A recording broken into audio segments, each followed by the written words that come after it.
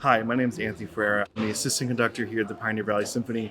We are so excited about this education concert today, and we could not do it without our sponsors and our donors who make this possible.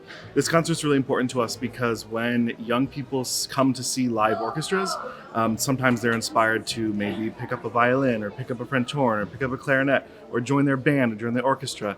And this is how orchestras thrive when we expose young children to this type of music. So thank you for being here, and we hope you enjoy it. Good morning and welcome to the 31st Annual Education Concert with the Pioneer Valley Symphony Orchestra. We are so happy that you are here and ready for some music. Educators, thank you for all you do to support music in our schools. We are inspired by you and happy to be part of your work introducing music to all of our young children. And we have a couple of announcements to make before we get the music on the way. First, I'd like to thank the Mary Stuart Rogers Foundation, our primary sponsor for this event for more than 20 years. We are happy to have PVS Board Member Emeritus Terry Ruggles here to say a few words about the Mary Stuart Rogers Foundation and its long-standing support for the education concert. Terry?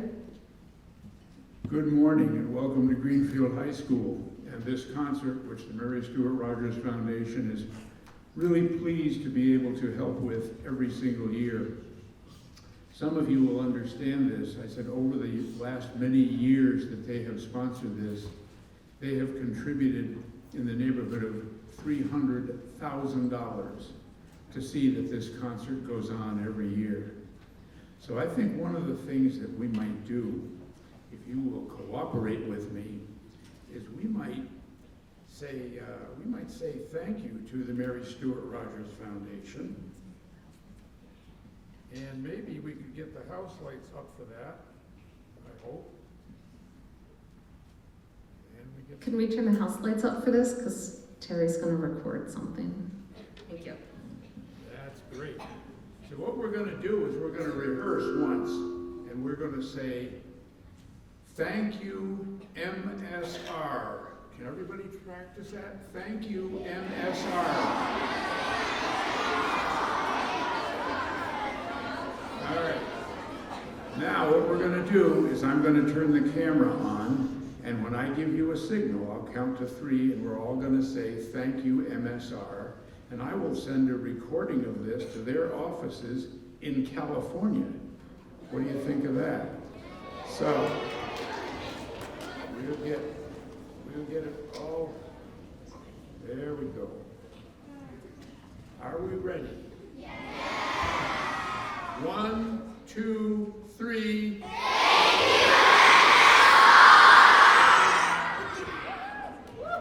Terrific, thank you very much.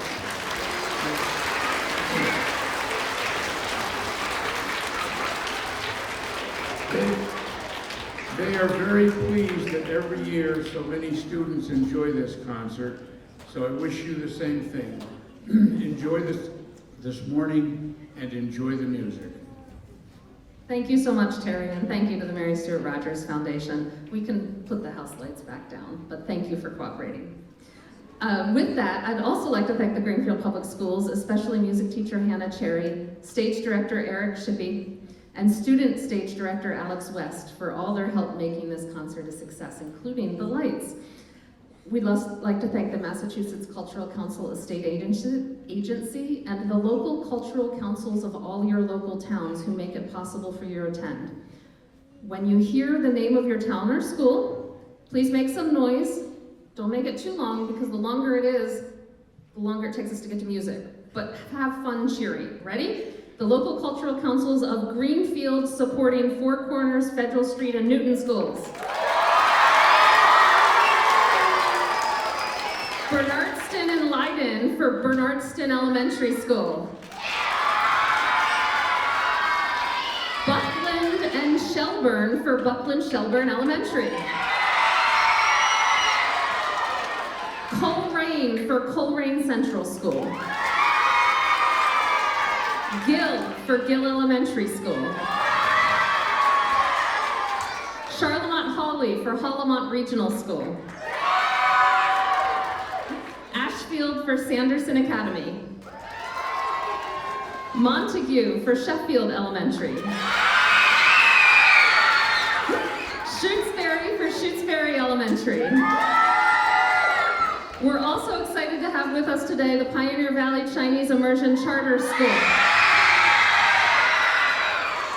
who represent a large number of towns from this area. We also received funding from the local cultural councils of Deerfield, New Salem, Northfield, Wendell, and Whately.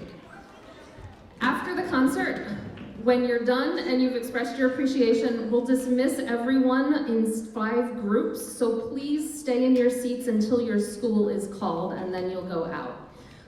Also, educators, please take programs with you, as we're hoping you will mail them back to us and tell us what you like about the concert. Now, will you help me start the concert by clapping your hands to bring out narrator Maria José Botelho and our conductor Anthony Ferreira.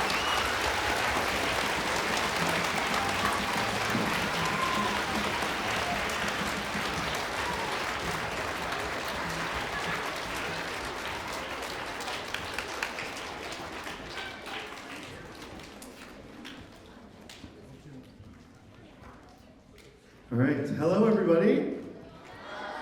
My name is Anthony Ferreira. I will be your conductor this morning, and this is Maria José. She will be your narrator and has also helped to write this piece that you're going to hear today. We are so excited to have you.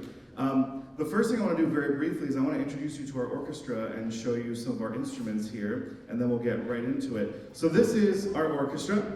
And in the front here, this front section that you see are all the strings. Over here are the basses. They're the coolest section, and I can say that because I play bass. And here we have the cello section. And then here we have the violas. And then all of these are the violins. Behind the strings, we have our woodwind section. If you want to hold your instruments up, we have flute and oboe and clarinet and bassoon. You'll hear a lot of solos in the piece today with those instruments. And then brass, if you want to hold your instruments up, we have the brass section in the back. We have French horns and trumpets and trombones. We love the brass. And then on either side, does anybody like hitting stuff? So if you love to hit stuff in time, you can be a percussionist. We have our timpani over there in the corner there. And then over here we have our bass drum and cymbals and triangle, thank you. So, very fun. How many of you have ever seen a live orchestra before? Okay, a lot of you, I love that. And guess what, after today, everyone will be able to see they've seen a live orchestra. So, we hope you enjoyed this show. I'm going to hand it over to Maria José, and she's going to tell you about what we're about to hear. Question, during the performance, are we going to be talking to our friends, or are we going to be quiet and listening? Yes, we're going to be listening, right? And then at the end, how do we show these players that we appreciate what they did? Yes! Okay, they haven't played anything yet, so we don't have to talk yet. All right, this is Maria José. Hi, good morning. So how many of you like to listen to stories? If you could raise your hand. Wow, that's wonderful. How many of you like to tell stories? Raise your hand. Oh, that's good, that's good. I love to tell stories too, and love to share them with children. The story that I'm telling today is a retelling of a story for adults called Peer Gynt, which was based on a fairy tale from Norway. In many ways, Peer Gynt is a retelling too. A retelling is much like when you share a story with a friend. It is telling a story again in your own words as you describe characters, setting, and main events. The Peer Gynt story has been told again and again. The story I will share with you today took me a while to write. I read and reread Peer Gynt. I also read and reread children's picture books based on Peer Gynt.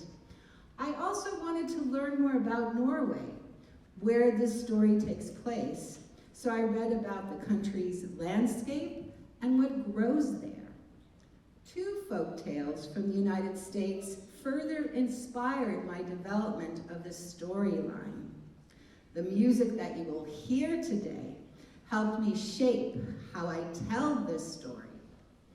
In my first language, Portuguese, you might begin a story with Era uma vez, once upon a time.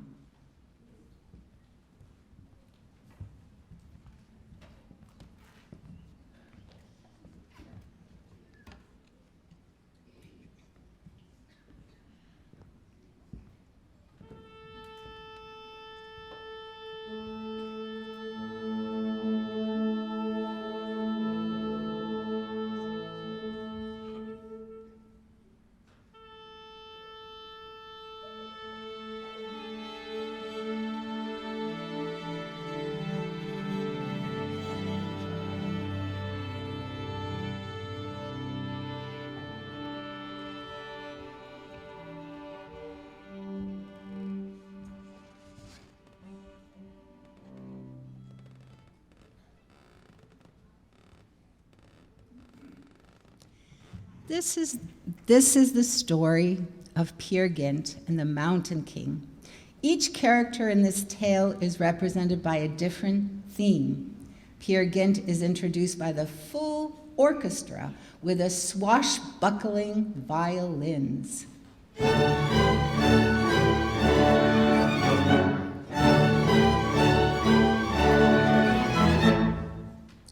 Peer's mother is introduced by the woodwinds in a country dance.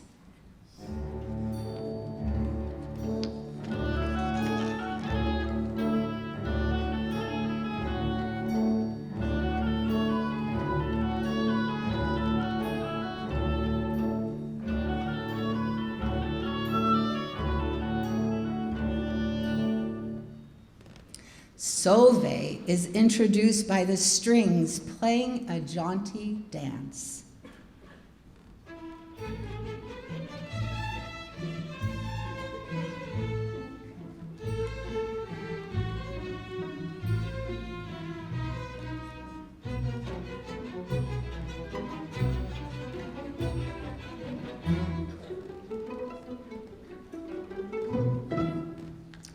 The Mountain King is introduced by the bassoon in a menacing yet sneaky theme.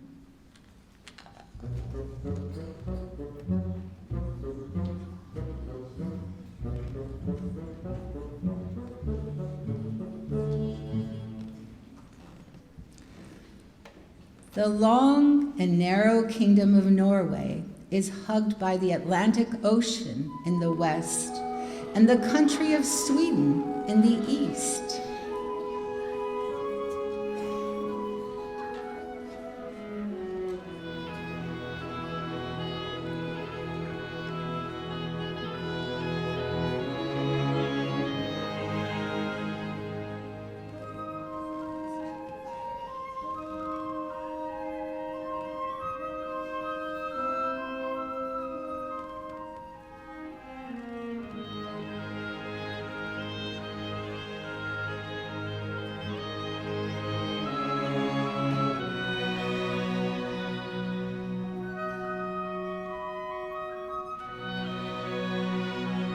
The land is covered with mountains, forests, and a small amount of farmland.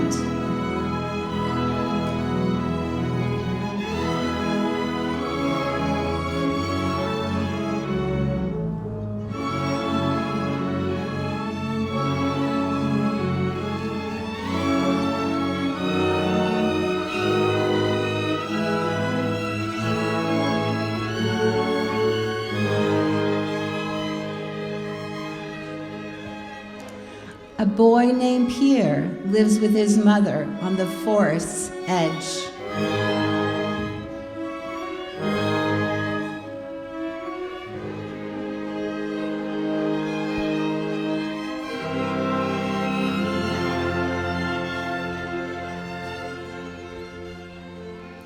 Where the trees and mountains meet in the east.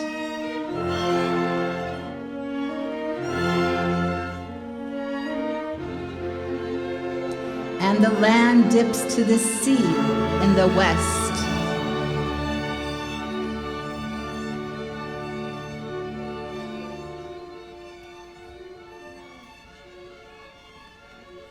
On this small patch of land, Peer and his mother live in a little house that faces west. They can always see the sea from every room. In the garden, they grow wheat, potatoes, beans, corn, cabbage, carrots, squash, and cucumbers. They keep one cow for milk.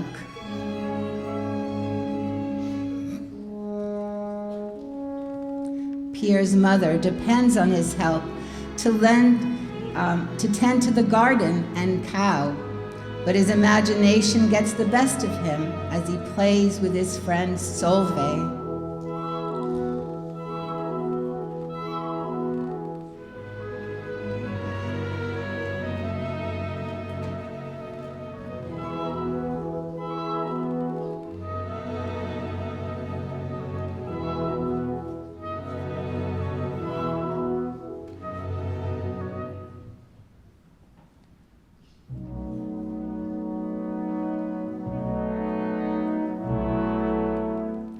Peer, I need your help with the garden, cow, and water today, said his mother.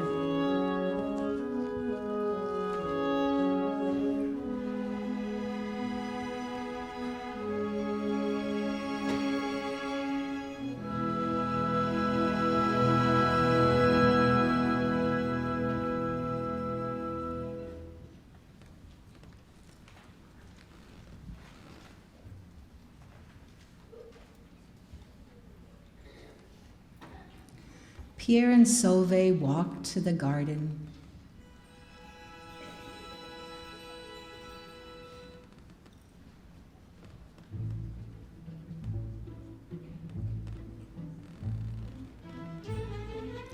In the garden, he imagines he is the king of the small kingdom, and Solveig is the queen.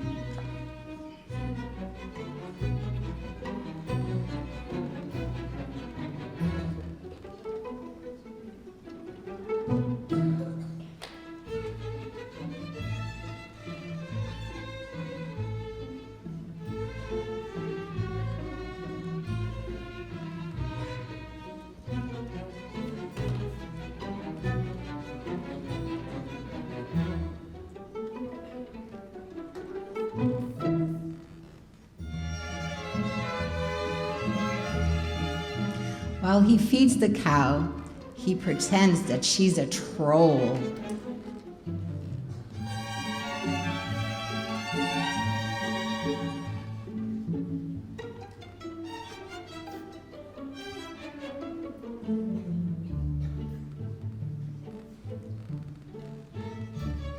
When Peer and Solveig fetch the water from the local stream,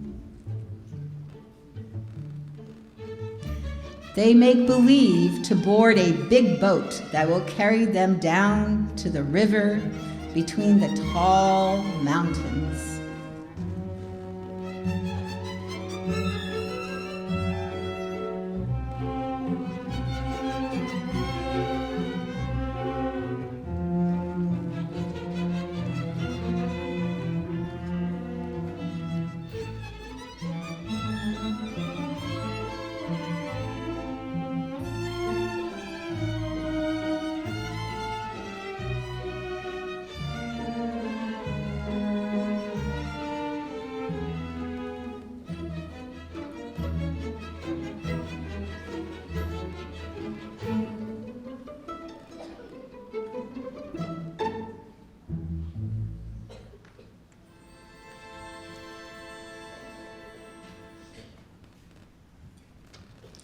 When the sun shines brightly and the smell of adventures is in the air, Peer loves to go exploring beyond his patch of land.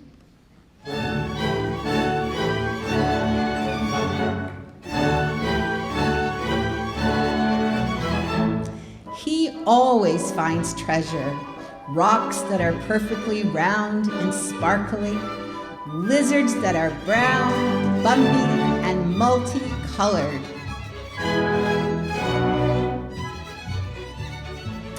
And trees with branches spaced just right to swing and climb.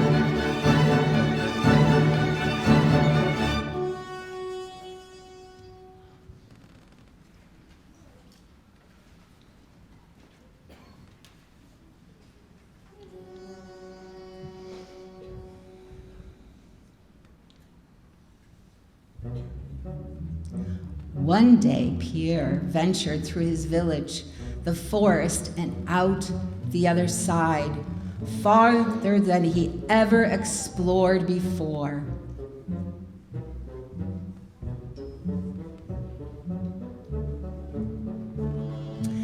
There he found best treasure of all, a castle. People had often told stories of mysterious mountain king who lived beyond the forest.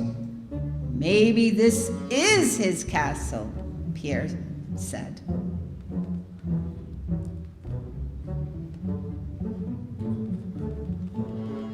Pierre couldn't wait to find out, so he slipped through the front gate.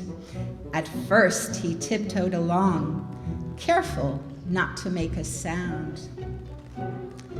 His eyes wide open at the wonders before him. The stories were true. He saw the Mountain King's jewels, gems, and other riches with his own eyes. From passage to passage and room to room, Pierre grew more curious and confident. Maybe I will be king, Pierre says to himself. He walked and marched and skipped and spun on the floors made of slabs of stone, wishing the day would never end. Pierre rounded a corner, and who did he bump into but the Mountain King himself? Pierre had been so beguiled by the palace that he had forgotten one important thing. I'm an uninvited visitor. Fear of the Mountain King's outrage took hold of Pierre. Fear of dark dungeons and trolls. Fear of never again seeing his mother and the little houses by the sea. Pierre ran like he had never run before. The Mountain King bounded after him, but Pierre leapt across the palace. As Pierre raced through the palace, he slammed doors behind him, hoping to slow the Mountain King just enough to escape. They ran and ran. One last door stood before Pierre. Until he was free, Pierre ran and jumped. He slid through the door and closed it shut.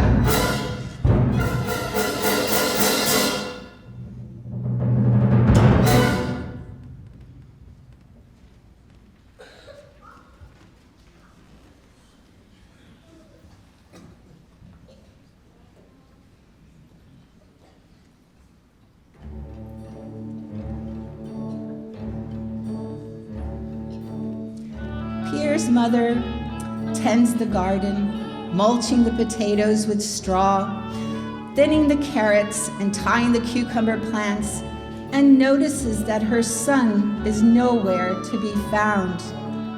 She walks around the limits of her patch of land, but no Pierre.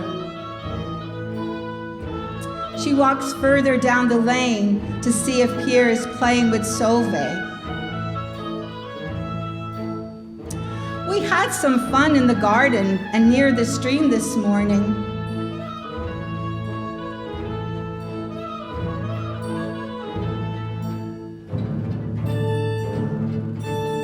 But I don't know where Pierre is now, Solveig says.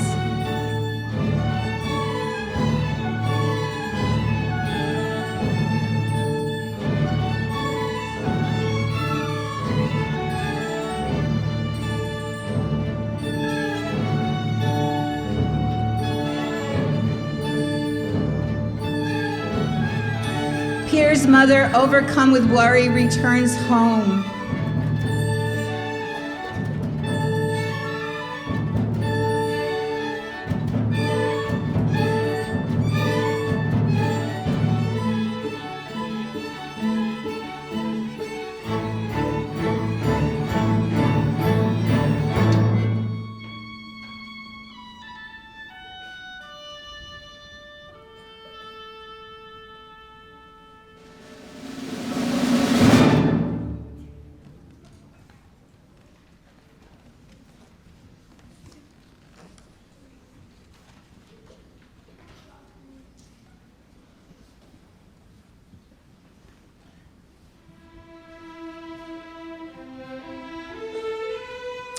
Sove worries about her friend.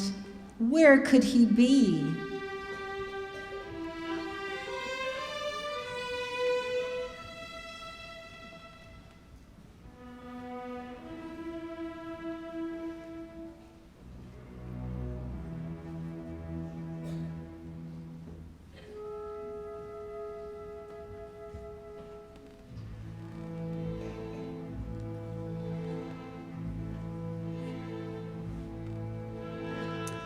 Is he wandering in the forest? Where could he be? Climbing trees, building fairy houses, collecting rocks?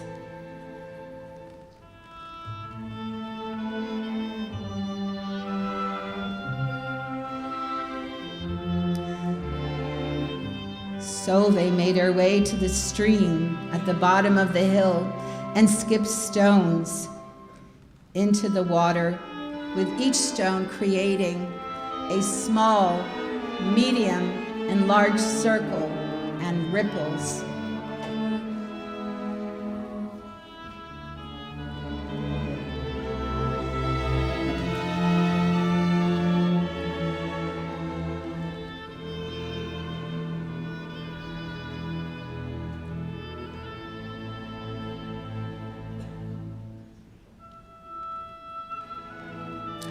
I wish Peer could be here, Sove said.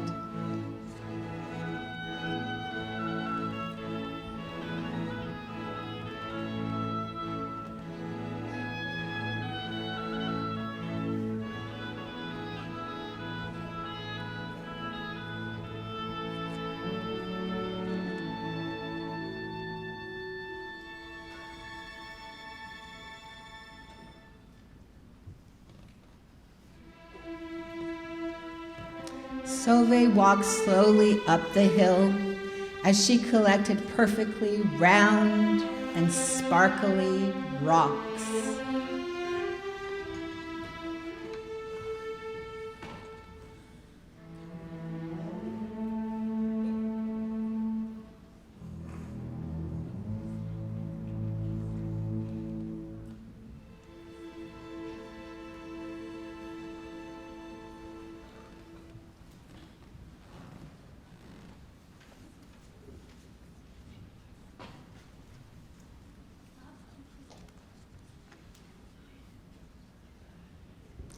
Peer didn't look back as the castle disappeared into the forest beyond the mountain. Stormy skies loomed overhead.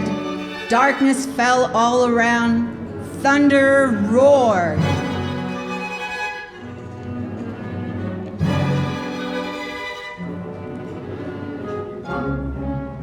The wind gusted through the branches of the trees. Lightning flashed, igniting the sky with lemon-colored bolts of light.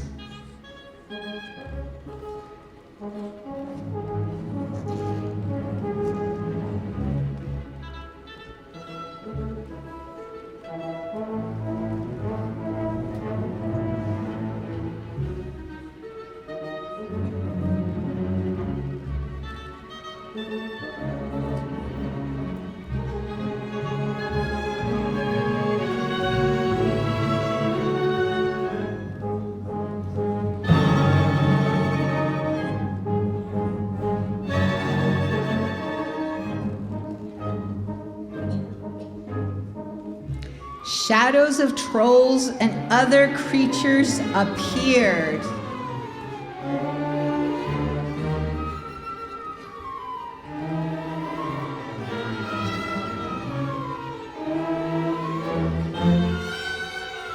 Peer ran to the forest's edge.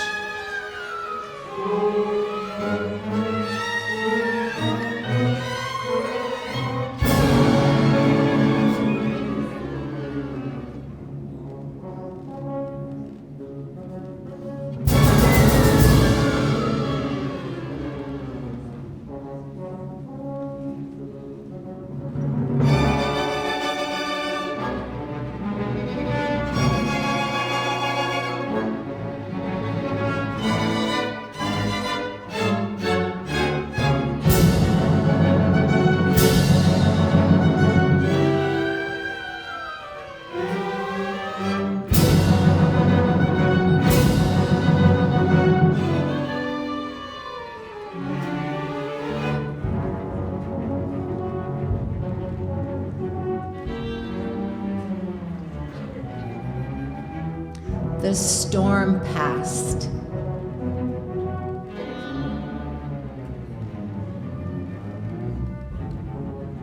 And the skies cleared and brightened. As Peer found his way back home to his village, he made a promise. From this day on, I'm having adventures closer to home, Peer said. Peer's mother waits for him near the garden. "Oh, my boy," his mother cried, "I told you not to go too far." "Mama, I walked through the forest and stumbled across the Mountain King's castle. He chased me through the palace, but I got away. I'm home."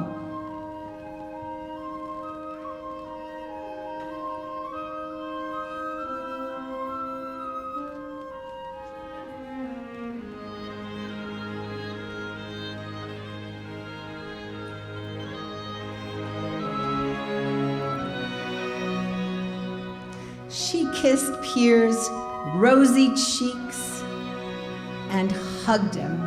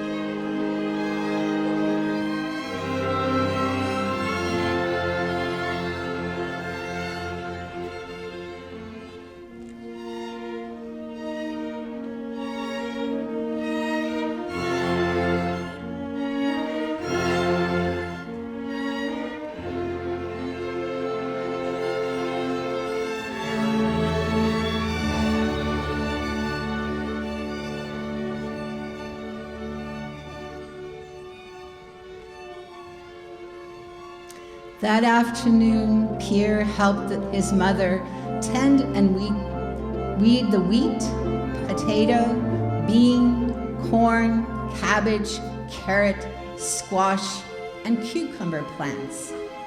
He milked the cow too.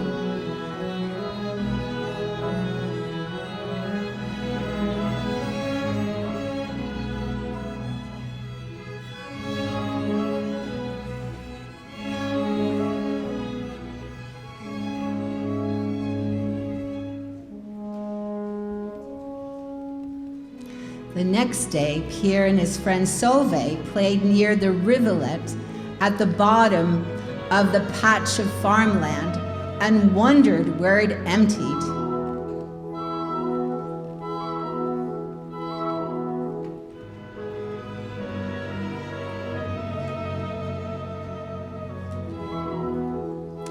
They looked downhill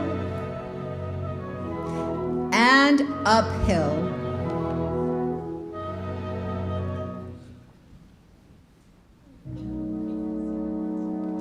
They walked towards Peer's little house where they could see the sea from every room.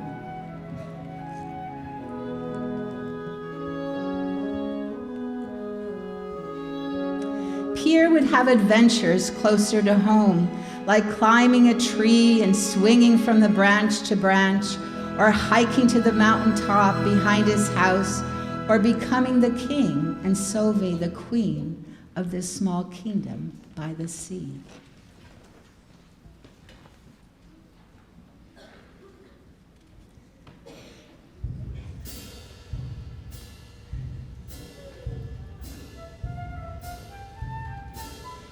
José and Peer skipped and spun on the castle floors made of slabs of stone.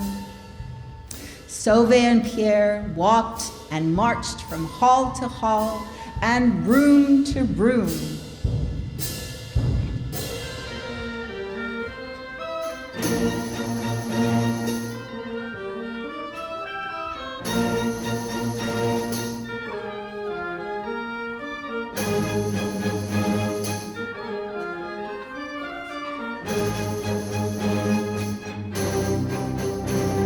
Sauvé and Pierre gazed out from window to window.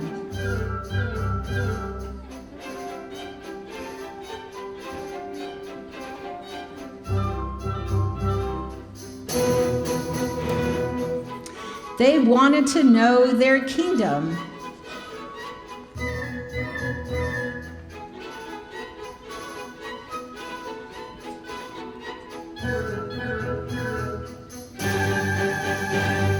They saddled and mounted their horses and rode across the drawbridge to meet their people.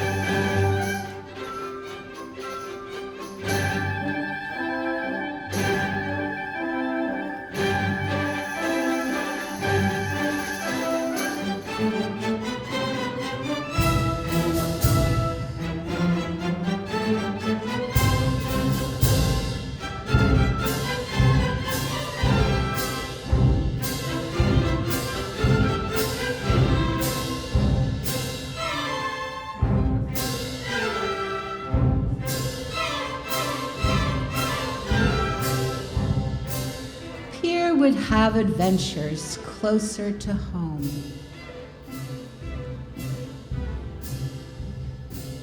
At least for a while.